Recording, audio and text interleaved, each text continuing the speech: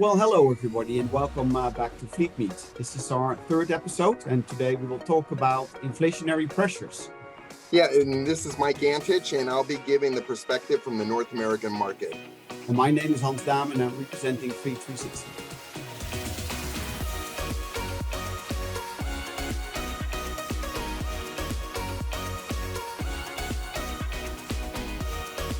So, Hans, we're feeling these inflationary pressures, not just in the fleet market, but we're feeling it throughout the economy here in the United States. I'm sure it's true in Europe. Maybe you might be able to say a few words on that. Yes, for sure. Now there's pressure all over. We see this in the, let's say, in the private financing markets. Interest rates going up, mortgage rates are going up. Less flexibility on long-term commitments from banks and so on. So there's pressure all over, and we see that slowly having an impact into areas where it might even affect the overall fleet industry. So these are huge economies. When you combine the North True. American economy, you combine it with the European Union economy. These are huge, complex economies where, some paradoxical things happen. A recession is obviously not good news. No one is talking about that. Inflationary pressures are not good news, but these kinds of things trigger unintended consequences. So what might be bad for one group may be actually good for another group. And I think that I'd like to make that a topic of conversation here initially, because one of the ways that central banks around the world try to combat inflation is by raising interest rates. And they raise interest rates in order to dampen consumer demand. And so it's a very delicate balance. You want to dampen consumer demand, but you don't want to, be triggering, negative growth. Because as you know, by the definition of a recession, it's 2 quarters of negative growth. But higher interest rates are not good news.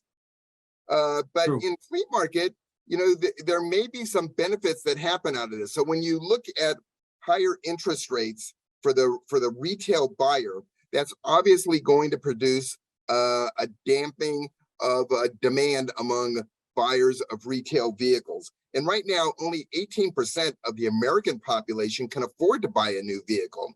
So what's the number one issue in fleet today? It's supply allocation. Demand is much greater than inventory is available. And there seems to be a preference that's going towards retail buyers versus fleet buyers. If there's a decline in demand by retail buyers due to higher interest rates, anecdotally, that should mean there's going to be increased inventory availability in the market, which could meet the pent-up demand on fleets. I don't know if you would agree with that, Hans. No, true. We see very similar things here, and what we hear a lot from our customers is the frustration over communication, but also the fact that there is shortage of supply. There is indeed a shifting focus towards the private individual. Prices are going up, and incentives are going down. And so far, the European marketplace from the OEMs for new products has always have been a key driver was the corporate environment that kept on ordering new cars even when the economy was not that good, because the private individual didn't go anywhere, and the corporate kept on ordering cars, keeping more or less that industry afloat. And and that is part of the frustration. They really feel, okay, have they forgotten about our role and the stability that we provide? So all of a sudden it feels like opportunistic. I'm not sure if this is intentional or not, but it feels like an opportunistic approach to where there's such a shortage based on employment issues or parts issues or whatever the root cause is. But this shift is really striking few sensitivities with those fleet managers. So supply demand imbalance is the number one issue facing fleets now, and it's been facing us for 2 years in a row now, and there's a tremendous pent-up demand. We've got to free up inventory. High interest rates may end up freeing that inventory by decreasing the number of retail buyers. Retail buyers disappear? No, but there would be a decrease there. So what ends up happening is that could actually cascade into another area that would benefit fleets, because many buyers who can't afford new vehicles now but need a replacement vehicle will now be looking in the used vehicle marketplace. And I think increased demand in the used vehicle market will put upward pressure on resale values. And we already know that the vehicles that are going to be entering into the resale market next year, we're among fleet vehicles might be vehicles that were sold in that 2020 model year time frame.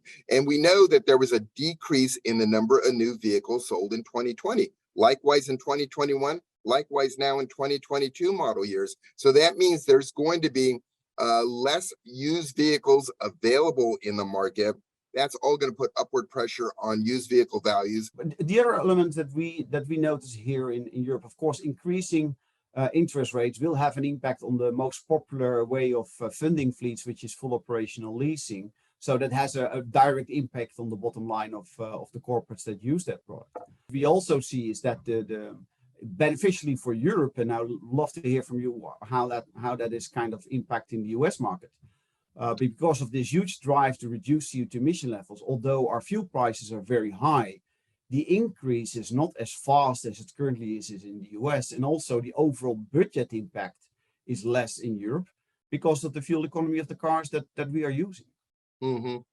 Yeah, a lot of things to unpack there, and I'll try to go item by item. You know, in terms of household budgets, there's only a finite amount of money that can go around.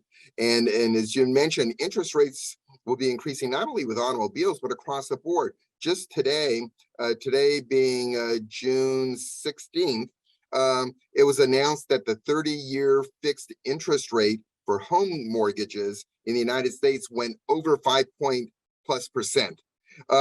In Europe, the Swiss National Bank, which is the central bank of Switzerland, announced its first interest rate increase. And why is that significant? Because they haven't done that in over 15 years. You know, what's going to end up happening is these interest rate increases are going to siphon away money that might have been used elsewhere, such as, you know, buying used vehicles or newer vehicles. So that's definitely going to be an issue. In terms of fuel, you know, I think the biggest problem with fuel, and you know, you and I have had these conversations before, it's very difficult to predict what fuel prices might be in the future due to the number of variables that are involved in this. A lot of them geopolitical variables that none of us have any control over. But the one thing that is true is that there is a phenomena called demand destruction. And if prices reach a certain height, there's going to be a decrease in the use of that commodity. And I think right now we're starting to approach that. You know, here in California, gasoline is almost $7 per gallon. If it goes beyond that, people are going to start moderating, especially, you know, lower income, lower socioeconomic segments of the population are going to start moderating their use and consumption of fuel. So I think that's probably the thing that's going to put the most downward pressure in the future on fuel prices is demand destruction, where it's just too high, too expensive. No, true. Well, if you talk about, you said $7 a gallon, you know, typically in Europe, I did some of the maths this afternoon, is somewhere between 8 and in Norway is at the moment the highest, it's almost $11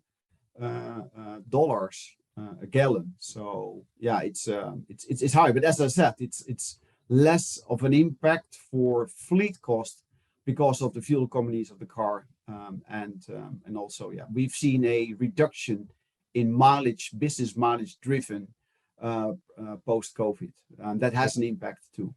Well, Hans, again, you know, the time goes by very quickly. I'm looking at my watch here. We've come up to that 10-minute mark. You know, this is the kind of topic that, you know, we could pick up on going in the future and updating our viewers on what's going on, the impact on fleet and so on.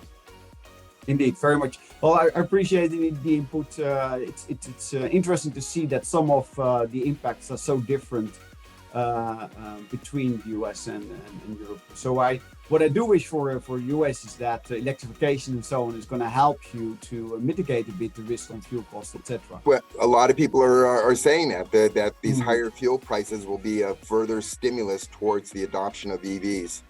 True. Okay. Well, many thanks, Mike. And for those that have been watching, thank you for doing that. If you like what we're doing, just give us a thumbs up. And if you want to be notified next time we go live with another good discussion, please subscribe. Many thanks and have a great day. Thank you for watching. Bye-bye.